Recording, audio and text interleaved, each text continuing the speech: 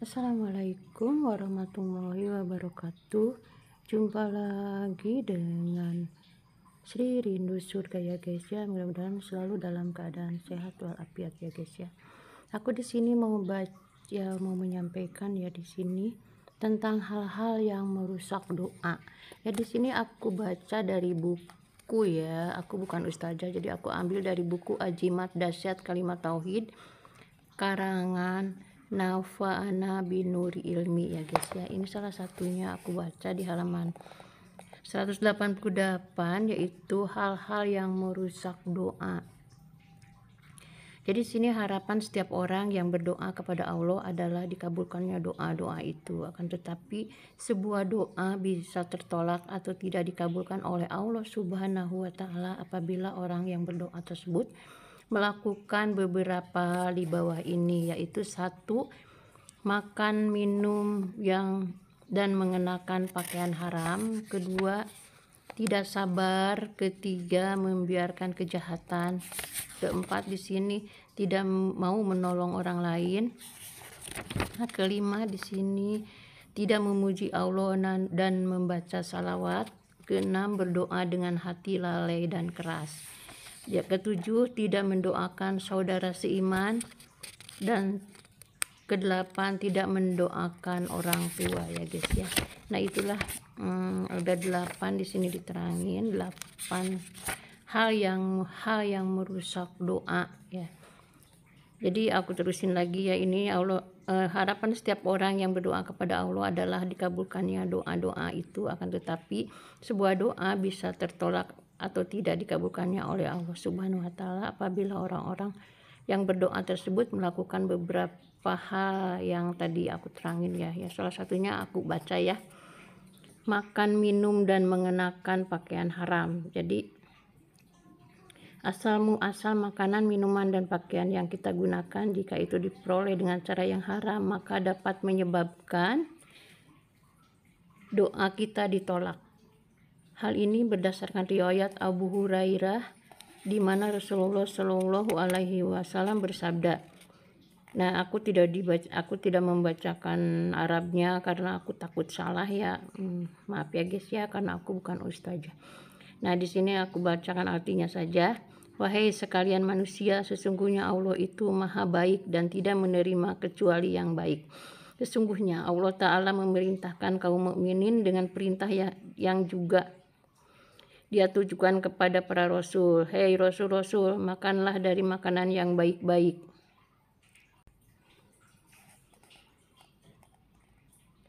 Hei rasul-rasul, makanlah dari makanan yang baik-baik dan kerjakanlah amal yang saleh. Sesungguhnya aku maha mengetahui apa yang kamu kerjakan. Quran surat Al-Mu'minun ya.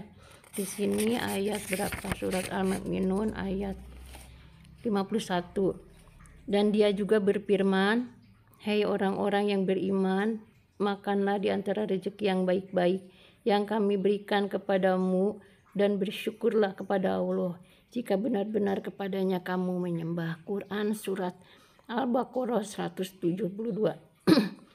Kemudian dia menyebutkan seseorang yang lebih dalam perjalanannya, rambutnya berantakan dan kakinya berpasir, seraya dia menengadahkan kedua tangannya ke langit dan berkata, wahai Robku, padahal makanannya haram, minumannya haram, pakaiannya haram, dan dia diberi makan dari yang haram, maka bagaimana mungkin doanya akan terkabulkan? Akan dikabulkan, yaitu di keterangan HR Muslim. Yang kedua, punya sifat tidak sabar ya. Tidak sabar dan cenderung terburu-buru mengharap Allah segera mengabulkan doa kita juga dapat menyebabkan tertolaknya doa itu sendiri. Mengapa demikian? Sebab tertolaknya doa itu sebab sebagaimana ibadah yang lain, doa juga perlu dilakukan dengan kesabaran dan ketekunan, sehingga dengan doa itu sendiri dapat selalu mendekatkan kita kepada Allah Subhanahu wa taala. Dalam riwayat Abu Hurairah disebutkan bahwa Rasulullah Shallallahu Alaihi Wasallam bersabda ya. Di sini ya, aku tidak dibacakan Arabnya karena ya aku aku kurang pasti dan takut salah ya guys ya. Aku hanya bacakan artinya di sini. Dari Abu Hurairah radhiyallahu anhu dari Rasulullah Shallallahu alaihi wasallam, dia bersabda, doa seseorang senantiasa akan dikabulkan selama ia tidak berdoa untuk perbuatan dosa ataupun untuk memutuskan tali silaturahim dan tidak tergesa-gesa. Seorang sahabat bertanya, "Ya Rasulullah, apakah yang dimaksud dengan tergesa-gesa?"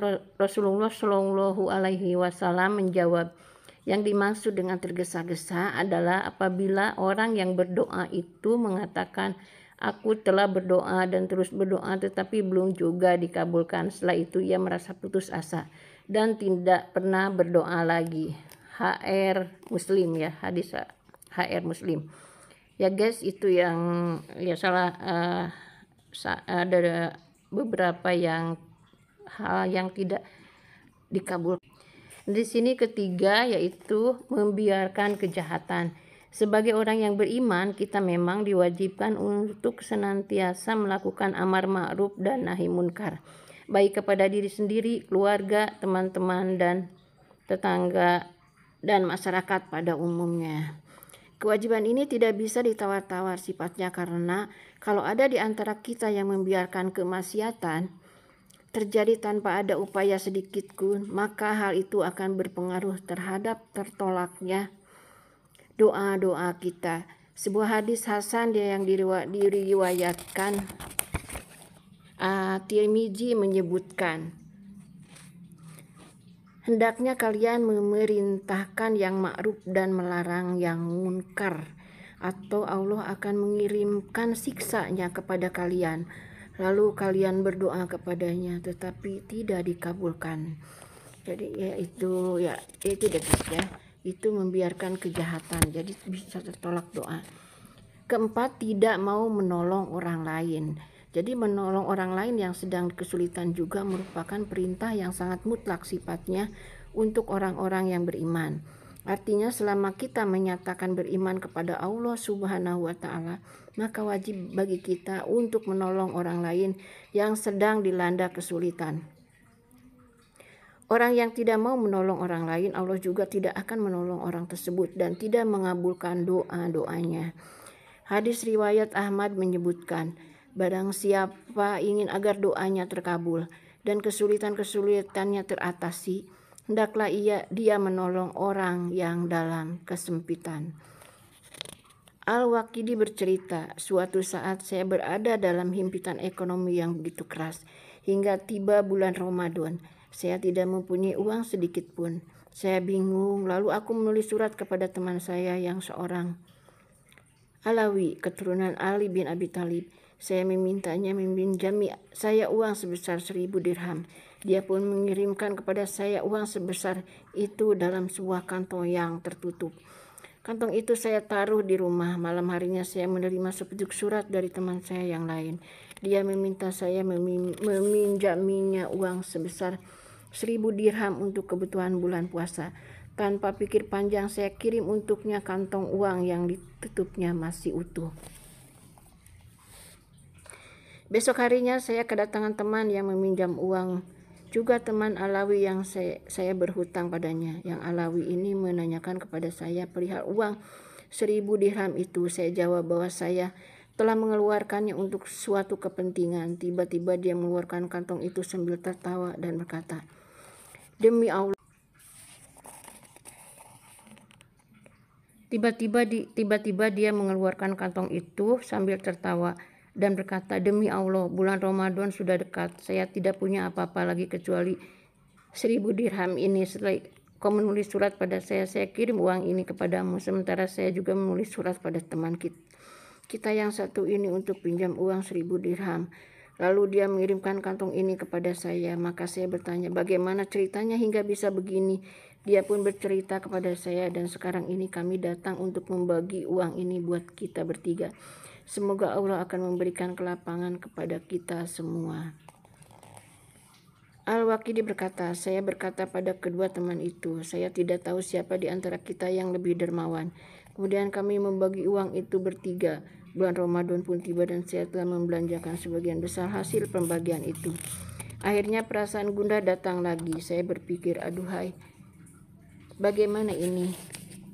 Tiba-tiba datanglah utusan Yahya bin Khalid Barmaki di pagi hari meminta saya untuk menemuinya. Ketika saya menghadap pada Yahya al-Barmaki, dia berkata, "Ya Wakidi, tadi malam aku bermimpi melihatmu. Kondisimu saat itu sangat memprihatinkan. Coba jelaskan ada apa denganmu." Maka saya menjelaskannya sampai pada kisah tentang teman saya yang Alawi, teman saya yang satunya lagi, dan uang 1000 dirham. Lalu dia berkomentar, "Aku tidak tahu siapa di antara kalian yang lebih dermawan." Selanjutnya dia memerintahkan agar saya diberi uang 30.000 dirham dan 20.000 dirham untuk 2 teman saya, dan dia meminta saya untuk menjadi kodi. Kelima di sini disebutkan tidak memuji Allah dan membaca salawat. Tidak memuji Allah dan membaca salawat di sini mungkin ini keterangannya ya, apa doa tidak dikabulkan itu karena tidak memuji Allah dan tidak membacakan salawat. Islam memberikan tuntunan bahwa berdoa itu harus dilakukan dengan tahapan-tahapan tertentu sebagaimana yang telah diajarkan oleh Rasulullah Shallallahu Alaihi Wasallam. Salah satu tahapan itu adalah memuji Allah, membaca salawat Nabi sebelum sudah berdoa. Karena itu orang yang dengan sengaja tidak memuji Allah dan tidak membaca salawat Nabi dalam berdoa, maka doanya akan tertolak. Rasulullah Shallallahu Alaihi Wasallam bersabda, "Jika salah seorang di antara kamu berdoa, hendaknya memulai dengan memuji dan menyanjung Tuhannya dan bersalawat kepada Nabi Muhammad Shallallahu Alaihi Wasallam. Kemudian berdoa apa yang dia kehendaki." HR Abu Dawud yaitu. Kemudian dalam riwayat Tabrani disebutkan setiap doa terhalang sehingga diucapkan salawat atas Nabi Muhammad dan keluarganya ya guys ya. Ya. Nah, keenam di sini doa tertolak karena berdoa dengan hati lalai dan suara yang keras. Seperti sudah disebutkan sebelumnya bahwa khusyuk dalam berdoa itu penting, sebab dengan kehusukan itulah kita dapat merasakan kenikmatan beribadah. Karena itu berdoa dengan hati yang khusyuk perlu dilatih setiap saat agar doa kita diterima oleh Allah Subhanahu wa Ta'ala. Selain itu berdoa harus dilakukan dengan suara yang tenang, tidak perlu berteriak-teriak karena sesungguhnya Allah Maha mendengar. Dalam surat Al-A'raf ayat 55 Allah Subhanahu wa Ta'ala berfirman, "Berdoalah kepada Tuhan kalian dengan merendahkan diri dan suara yang pelan. Sesungguhnya Dia tidak menyukai orang-orang yang melampaui batas."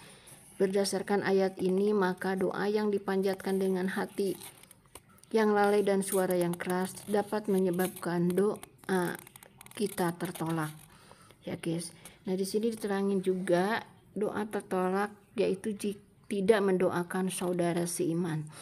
Ummu Darda radhiyallahu anhu berkata bahwasanya Rasulullah Shallallahu Alaihi Wasallam bersabda, di sini Arabnya aku nggak baca karena nggak begitu pasti ya, takut salah. Nah, aku hanya membacakan artinya aja dari buku ini ya. Dari Syafwan ibnu Abdullah bin Syafwan, dan riwayat selanjutnya adalah Ummu Darda. Dia berkata, "Saya pernah pergi ke Syam dan mengunjungi Abu Darda di rumahnya, namun saya tidak bertemu dengannya. Lalu saya pergi menjumpai Ummu Darda. Setelah itu Ummu Darda bertanya kepada saya, 'Hei Safwan, apakah kamu akan pergi haji pada tahun ini?' Saya pun menjawab, 'Ya.' Ummu Darda berkata, 'Mohonkanlah kepada Allah kebaikan untuk kami, karena Rasulullah Shallallahu Alaihi Wasallam telah bersabda, doa seorang muslim untuk saudaranya sesama muslim dari kejauhan tanpa diketahui olehnya akan dikabulkan. Di atas kepalanya ada malaikat yang telah diutus, dan setiap kali ia berdoa untuk kebaikan, maka malaikat yang diutus tersebut akan mengucapkan amin, dan kamu juga akan mendapatkan seperti itu." Sufyan berkata, "Setelah itu saya pergi ke pasar dan di sana saya bertemu dengan Abu Darda. Ternyata ia pun mengatakan seperti itu kepada saya, yang diriwayatkannya dari Nabi Muhammad Shallallahu Alaihi Wasallam." HR Muslim ya. Nah, di sini ada juga, di sini diterangkan tidak mendoakan orang tua. Jadi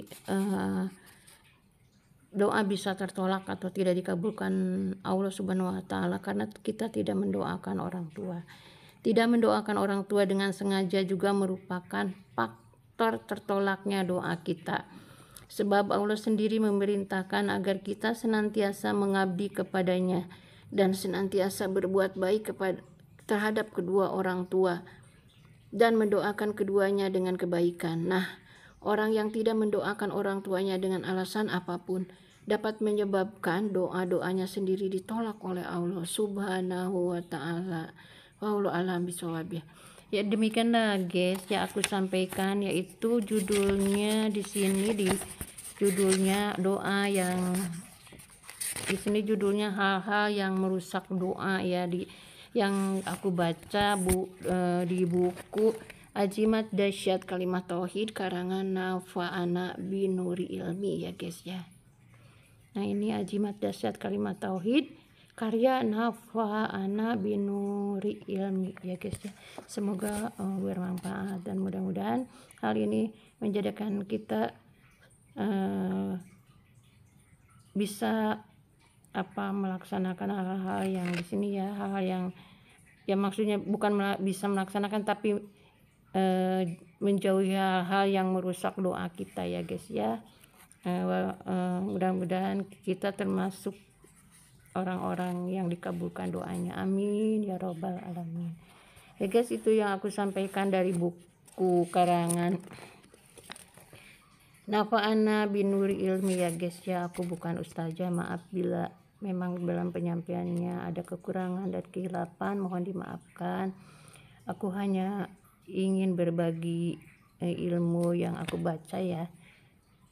Assalamualaikum warahmatullahi wabarakatuh. Yang suka video aku like, komen, dan subscribe ya guys ya. Makasih dukungannya dan supportnya.